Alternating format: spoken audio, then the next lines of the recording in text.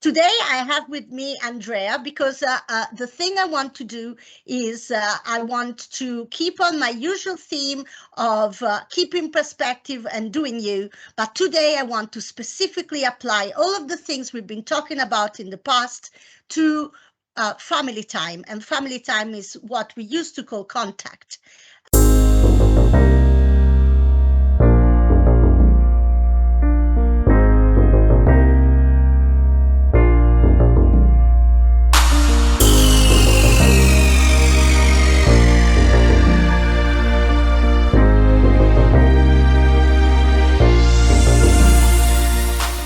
So, Andrea, if you would like to introduce yourself.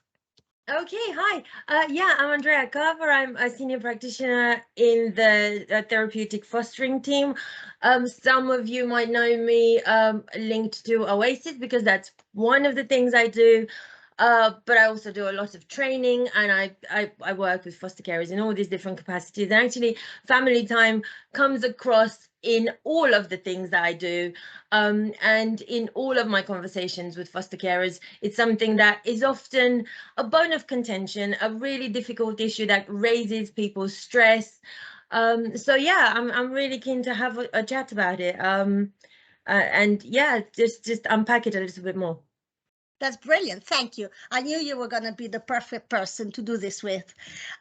Brilliant. So, as you know, because I've given you a bit of a heads up, haven't I?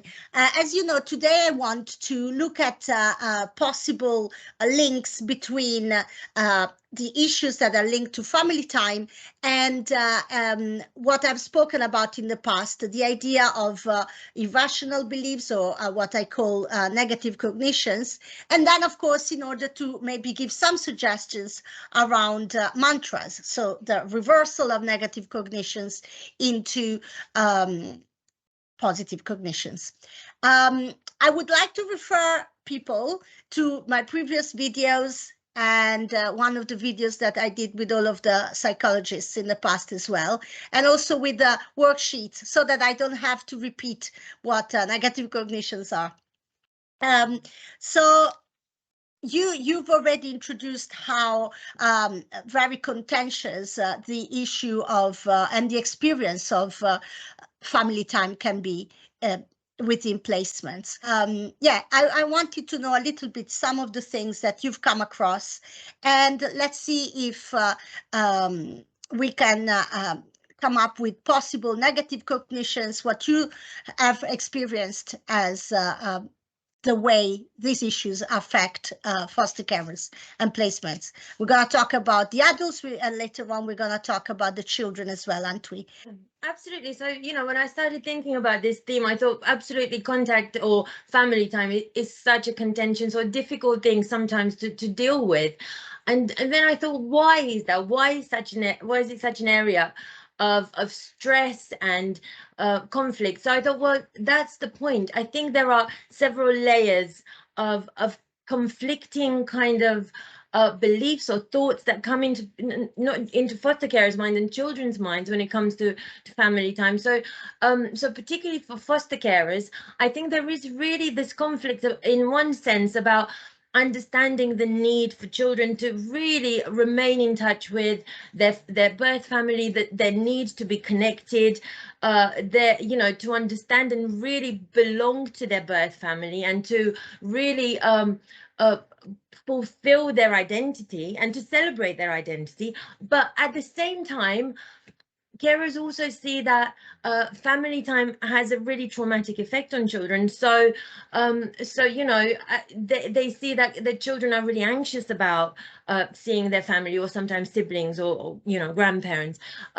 So they see this really kind of adverse effect that sometimes will take back the development of a child several steps, and the progress that they've made.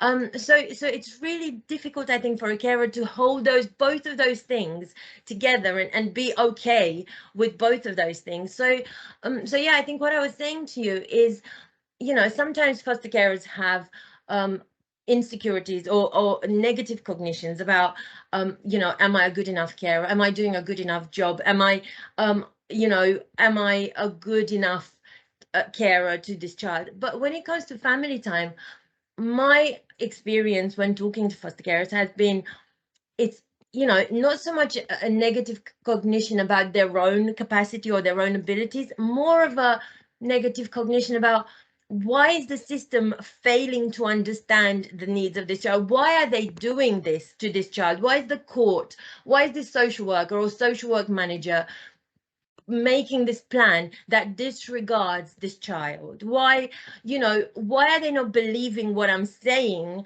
when the child is so upset or so distressed or so anxious? And maybe you know, whether there's negative cognitions about their own capacities behind it, I don't know, but that's the kind of that's the message I'm often getting from foster carers. This is happening to the child. This is being done to them, this plan, without really understanding the consequences of it. Yes, I think that's a really good point, and you've described it really well, and that's my experience of what foster carers would relay as well.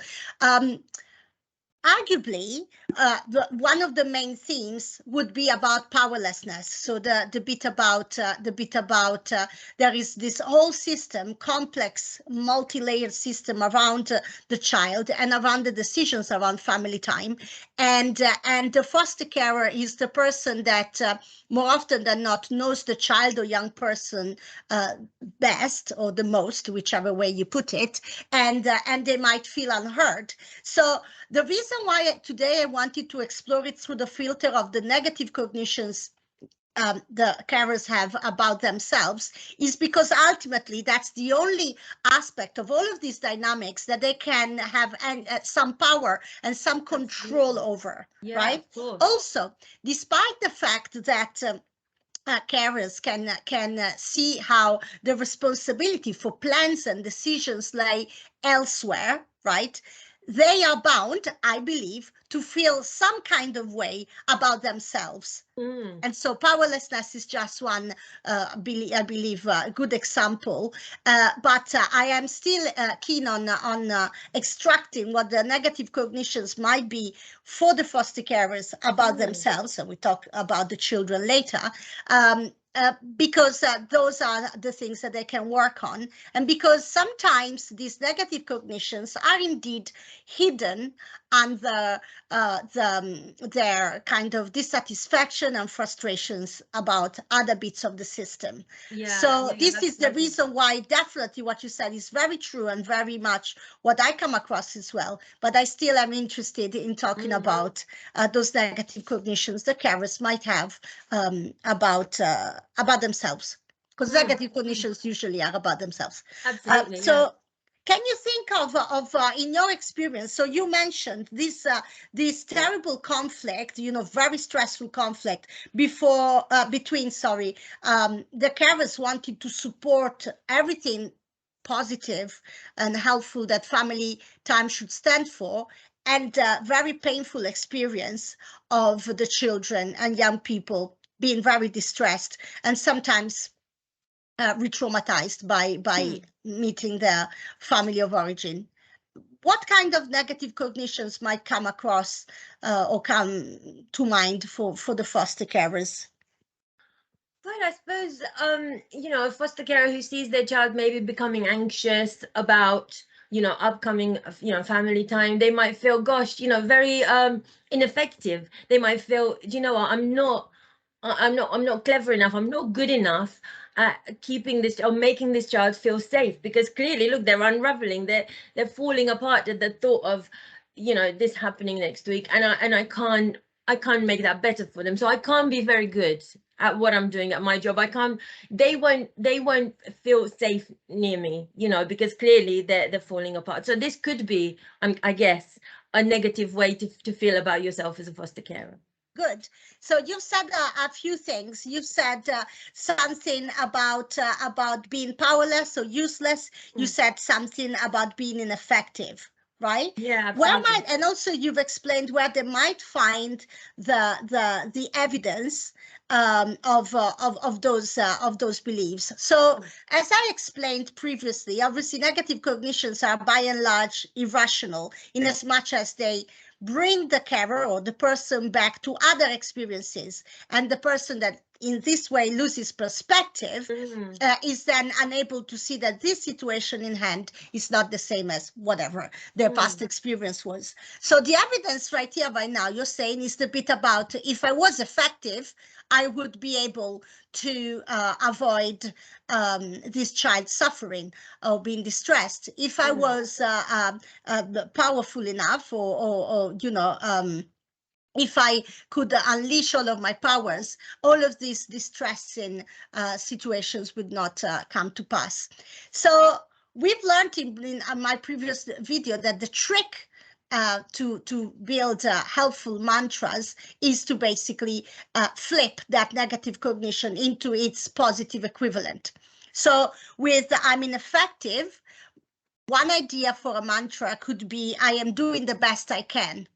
Right? Absolutely. So, Yeah, absolutely. Right? But also we want to find the evidence for this, right? So we want to step it up a notch. We no longer just identify our negative cognitions and flip them around and start telling ourselves mantras.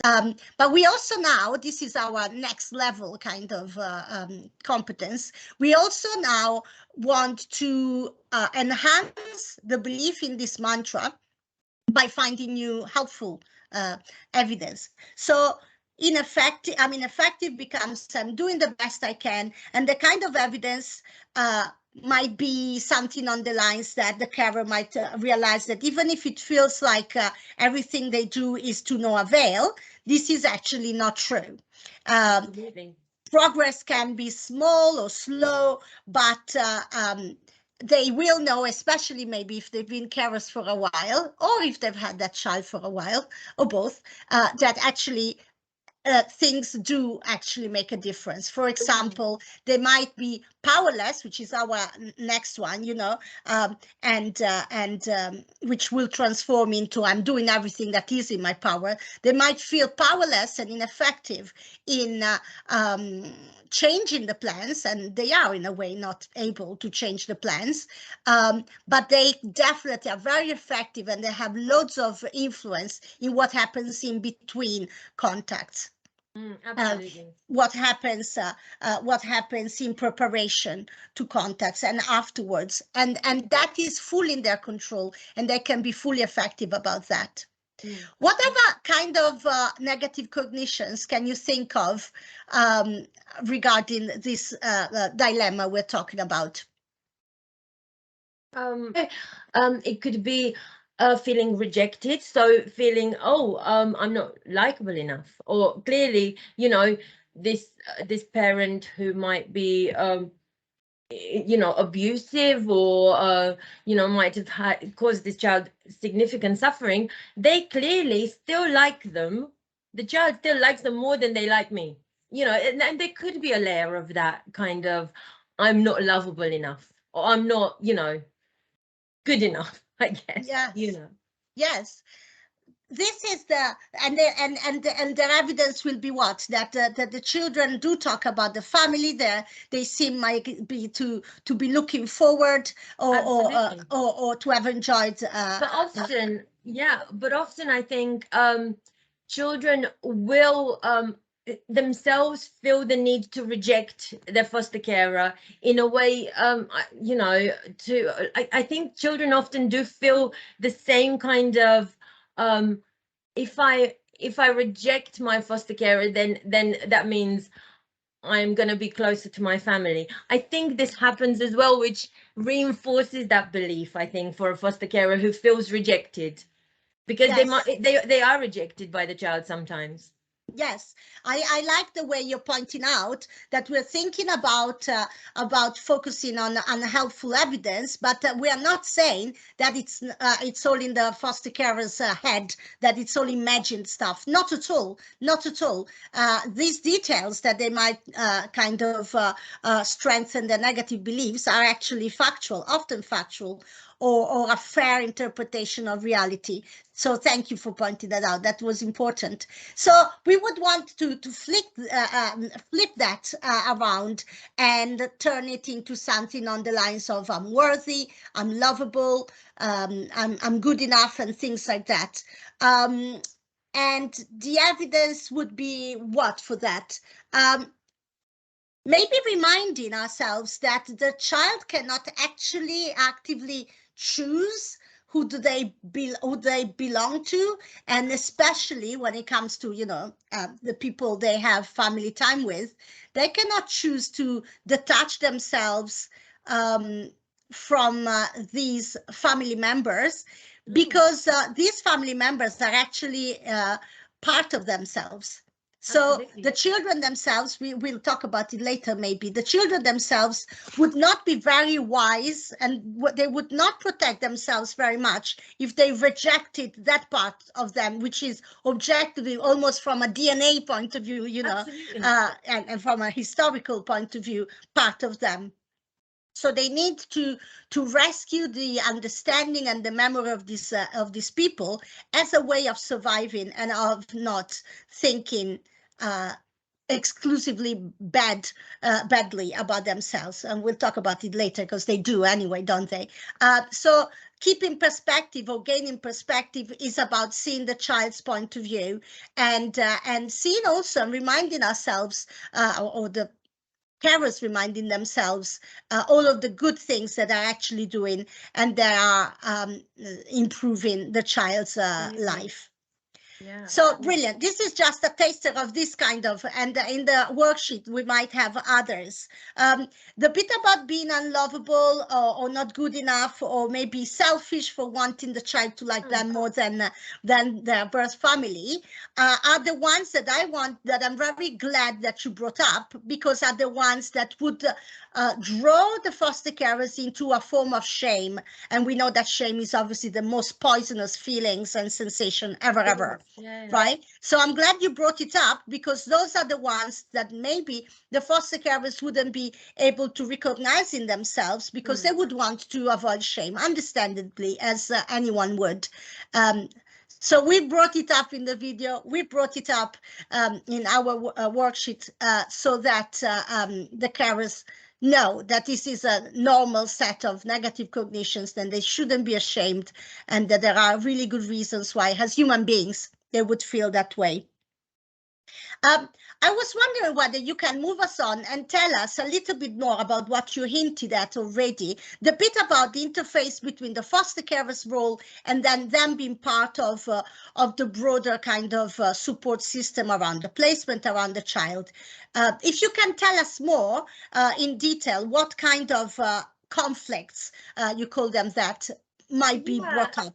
Yeah. Well, that was another layer that I was thinking of, because the foster carer has this kind of dual role of being, on one hand, the person who's parenting the child day in, day out, but they're also part of the professional team around the child. And they're always told, you're the expert on this child, you're the one who sees them every day, you probably have the closest insight into how they feel. And also, we're telling them, you are the most therapeutic person, so in that child, you are the therapist. Pretty much, you're more valuable than anyone else that could work with them for an hour a week, or an hour every 6 weeks, or all of that. So we give the foster carers, quite rightly, these messages, but then often what can happen, or foster carers perceive that when they say to other professionals within TAC meetings or reviews, this child is very distressed, this child's behavior is completely unravels when we approach contact, or when they come back from contacts, and I think this particular plan is detrimental to their well-being, or whatever. Foster carers often feel this is not being taken, their voice is not being taken into consideration when plans are being made. And they often feel that, you're sending me to all this training, I'm learning all about therapeutic parenting and all of this, but actually you know, you're still making plans that re-traumatize the child. So they sense this kind of conflict in relationships with professionals. And this is particularly the case when it comes to family time, in my experience. So what kind of negative cognitions might spring to mind when it comes to this kind of contradiction? So you're the expert, but also we're not listening to you very much. Again, one could be, I can't be that good at my job if they take zero notice of what I say. They clearly don't trust my judgment, or I can't be trusted. But it can also be things like, do you know what? Maybe I'm being selfish here. Maybe, is this just me kind of looking for an easy way out, or for a peaceful house? Is this just me being, maybe I am a really selfish person and I'm not listening or thinking about what this child needs. So it could be all of those things, I think. All very good. I remind you that when we are overwhelmed by negative cognitions in a situation, it becomes all encompassing. So it would not even be necessarily only I'm not very good in my profession. It would be like I'm not good enough. I'm not clever enough. I don't get it. And so something about you when you become very distressed, your cognitions become about you as a person. Of course, yeah. That's the utmost version of losing perspective. Of course, the examples you made are very good examples of irrational beliefs and really negatively selected evidence. So what we want to do is we want to turn I am selfish into I am doing the best I can, I am a caring person, etc. And when a foster carer or a carer stops and thinks, they do recognize and they can see that actually they are advocating for the child's interest. Absolutely, they are doing their job. Right. And as you pointed out, they are being coherent with what we've asked them to do, to be therapeutic, to be trauma informed, which is like the name of the game, isn't it? So that positive evidence makes them maybe hopefully reevaluate their negative thoughts about themselves. The powerlessness, the not being listened to because they're not good at their job, again, I wonder whether actually one way to do it is ask other people for evidence that contradicts or confirms. That's another trick I hadn't thought about. So asking other people. So do you find me selfish because I'm feeling like I want an easy life, right? Certainly, members of the families or the household would probably share their concern about the child, and that might reinforce their motivation towards more positive mantras.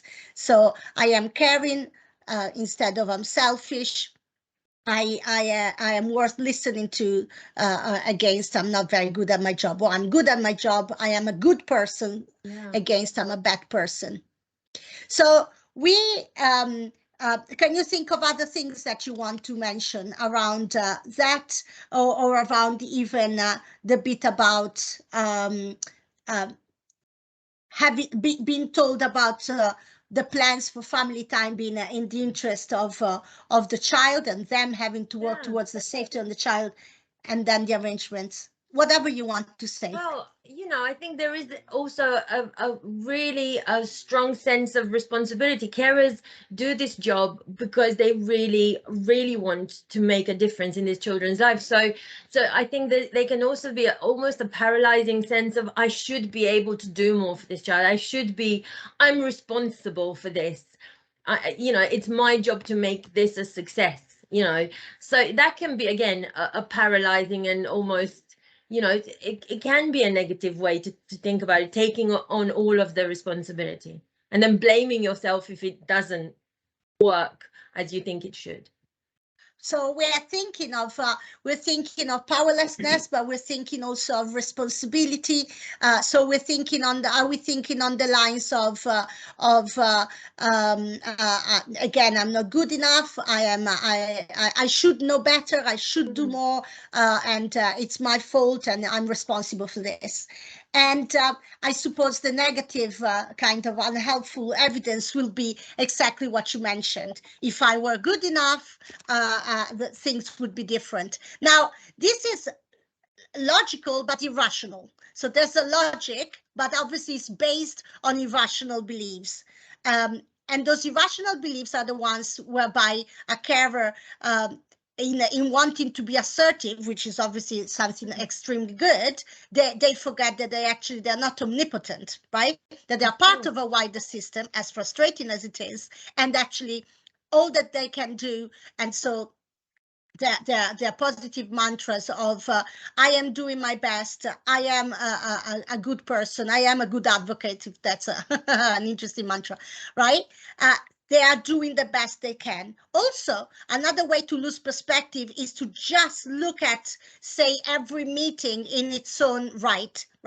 And so we lose perspective, maybe as carers, when we forget that actually we are building a case, maybe.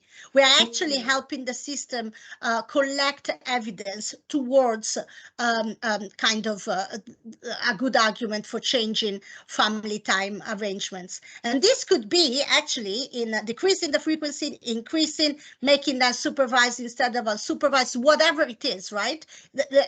Foster carers sometimes do advocate for more family time or different or more intimate or whatever. So let's not only think about, but they might, right? So let's not only think about like the distress of a child who's seen their family too often. It can be the opposite, but equally that foster carer will feel like ineffective and not good enough. So the evidence is like, no, actually there is a broader picture. I am being listened to. I wanted to also bring up the bit about I'm not worth listening. I am kind of irrelevant in these discussions, etc. Right? And you pointed out really well the way a carer might feel exactly that way, and their evidence is like, well, I've said my piece, nothing has changed, ergo, I'm not being listened to. I think it's the responsibility of the professionals also to point out why and how their voices are being taken into consideration, and what might professionals do to challenge those negative cognitions around not being heard. That's a good question. Yeah, I think certainly sometimes that carers do feel like, oh, maybe they've paid lip service to the stuff that I've been very passionate about and advocating passionately. But I think, I have seen an awful lot of really, really positive kind of working together between professionals and foster carers, and a lot of things like team around the placement meetings, where actually everyone seems to be very much on the same page, and foster carers do have are listened to, and they're able to, and actually a lot of evidence is being brought in through like foster carers logs and things like that. That is being taken into account, and in fact it can become part of court planning and evidence brought to court. So yeah, absolutely, you can see a lot of evidence to the contrary that of the stuff we were just saying before. So yeah, certainly there is a lot that professionals can and do to actually involve foster carers in this conversation. That's good, and it makes me think. It makes me think that maybe mantras are what also the carers should be hearing from their colleagues explicitly, so that maybe they need to tell themselves, "I'm worth listening to," but also they need to hear other people saying, "I am really, really taking on board. You are worth listening to. I'm really taking on board what you're saying, and this is my evidence, and this is the reason why we can't act right now, but this is the plan." And yes, and the idea of logs is what I had in mind as well. Brilliant. Okay, so I was wondering whether you'd be ready to move on and think about the children's side of things. So family time, again, tell us what kind of internal conflicts children and young people may kind of come across. Yeah, I think that was another area of conflict, because that I was kind of thinking of when it came to family time, because I am aware that for many children, family time is again a spot where they feel, I really, really want to see my mom, my dad, my sibling, but at the same time there's a huge level of anxiety. Does my mom, does my dad still think about me? Do they still love me? I that crushing sense that they've forgotten about me. And have they forgotten about me? Well, sometimes parents don't turn up. You think that that is happening, and then you get there and they're not there, or siblings, or so there is this sense of, really, I can't wait, this is my family, these are my people, and on the other hand, I don't know if they love me. They clearly don't love me. Last time they didn't turn up. So there's a lot of genuine anxiety that a young person or a child of any age really will experience when it comes to family time. And we know that the younger the child, the more they would be kind of self-referencing. So the more likely they are to think that something that happens or doesn't happen is their fault, or is a reflection on their worth. So what kind of negative cognitions might be imagine these children and young people having? Well, first of all, they don't love me because I'm not lovable. They made me. I'm not living with them. They've rejected me, so they're not gonna start loving me now. So because I'm horrible. And the horrible thing about it is, the younger the children are, they won't be able to verbalize those things to themselves, but they will feel those things quite acutely, I think. That's an excellent point, and very much what I think as well. Yes, absolutely. The bit about family time and whatever, unravels during or doesn't when people don't turn up, is the fact that the underlying thing, as you're saying, is that these people have not been so I have not been lovable enough for these people to make the changes to keep me, or make the changes to have me back, if the child is old enough and cognitively able enough to understand this little system going on. And certainly it must be my fault if even my parents, this is the thing, if even my parents, even what they might have gone through, kind of family members as well, if even my family couldn't cope with me. And the other thing that actually makes it worse is that obviously these children are often displaying very challenging behaviors. So they will also get evidence of other people struggling with that, maybe at school, maybe in placement, whatever, other settings. So the piling up of negative evidence is like you say, crushing, and to a child's mind, like completely,